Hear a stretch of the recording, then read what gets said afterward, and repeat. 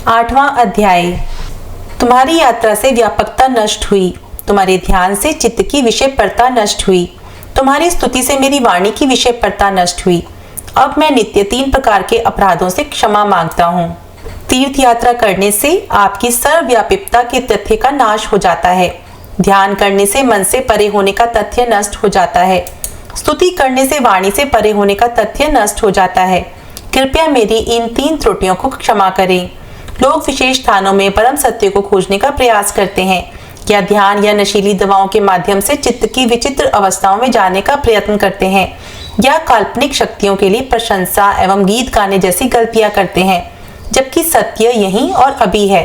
तुम वह हो, जान लो कि तुम सदा ही सत्य हो, कुछ करने या ना करने से नहीं होंगे। जिसकी बुद्धि कामना रहित है, निष्काम है, जिसने बाह्य इंद्रियों को वश में कर लिया है, जो कोमल स्वभाव वाला है, पवित्र रहता हो, थोड़े में गुजारा करता हो, इच्छा रहित हो, थोड़ा भोजन करता हो, शांत हो, स्थिर बुद्धि वाला हो तथा आत्मा की शरण में हो, वही मुनि है। ऋषि वह है जो वासनाओं से रहित है, इंद्रियों पर नियंत्रण रखता है, कोमल है, शुद्ध है, मितव्ययी है, जमा नहीं करता, उदासीन है, बहुत कम खाता है, शांत है, स्थिर है और मेरी शरण में है। ये और अन्य गुण जो आगे वर्णित है, सत्य के ज्ञान का एक स्वाभाविक परिणाम है। जो प्रमाद से रहित, गंभीर स्वभाव वाला, धैर्य युक्त 6 विकारों को जिसने जीत लिया है, अभिमान रहित, दूसरों को मान देने वाला, मित्रता पूर्वक व्यवहार करने वाला, करुणावान, दयाशील है, वही आत्मज्ञानी है।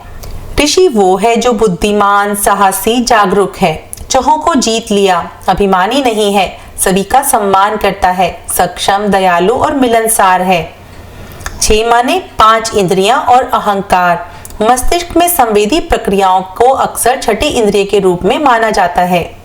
जो संपूर्ण देहधारियों के प्रति कृपालु, द्रोह ना करने वाला, सहनशील, सत्य का सार, जन्म मरण से रहित, सम तथा सबका उपकार करने वाला है, वही आत्मज्ञानी है।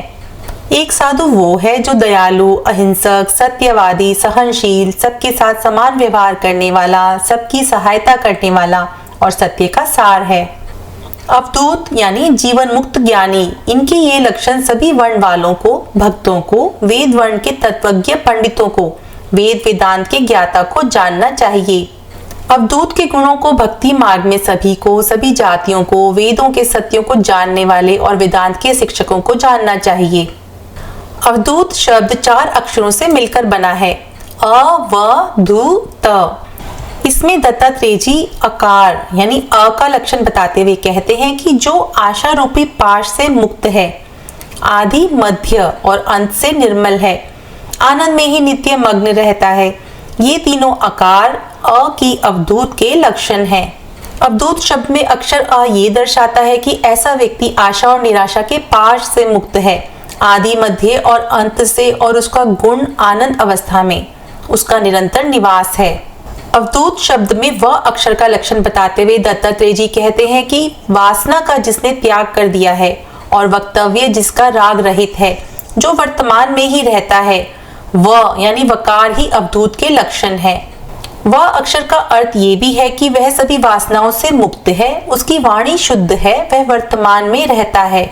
दत्तात्रेय जी अवधूत शब्द में धू अक्षर का लक्षण बताते हुए कहते हैं कि धूली दूसर जिसके अंग हैं, धूत चित्त यानी पापों से धोया गया चित्त जिसका है, राग रहित है, धारणा ध्यान से जो मुक्त हो गया है, ये 3 धूकार ही अवधूत के लक्षण हैं। अक्षर धू का अर्थ है कि उसका शरीर धूल और राग से ढका हुआ है, वह शरीर और मन के कष्टों से मुक्त है, वह अवधारणा और ध्यान की प्रथाओं से परे है। इस धातु से बद्ध शरीर के चिंताक्रांत होने से मन भी नष्ट हो जाता है तथा मन के नष्ट होने से धातु भी नष्ट हो जाती है। इसीलिए सभी प्रकार से चित्त की रक्षा करनी चाहिए, क्योंकि स्वस्थ चित्त में ही बुद्धि उत्पन्न होती है। दत्तात्रेय जी अवधूत शब्द में तकार यानी त का अर्थ बताते हुए कहते हैं कि जिसने तत्व चिंता को ही धारण किया है, जो चिंता और चेष्टा से रहित है, तम रूपी अहंकार से जो रहित है, ये तीनों तकार अवधूत के लक्षण हैं। अक्षरता ये दर्शाता है कि वह तत्व विचार में निरंतर लीन है और अन्य सभी विचारों और प्रयासों से मुक्त है। वह तमस, अंधकार या जड़ता से मुक्त और अहंकार से मुक्त है।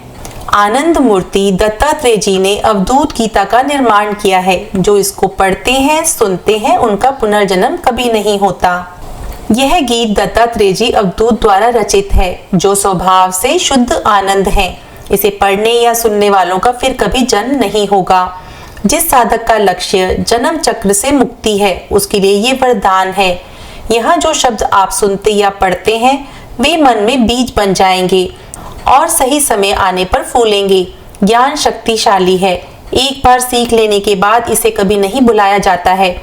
यह आपके बिना कोई प्रयास किए पृष्ठभूमि में काम करता है।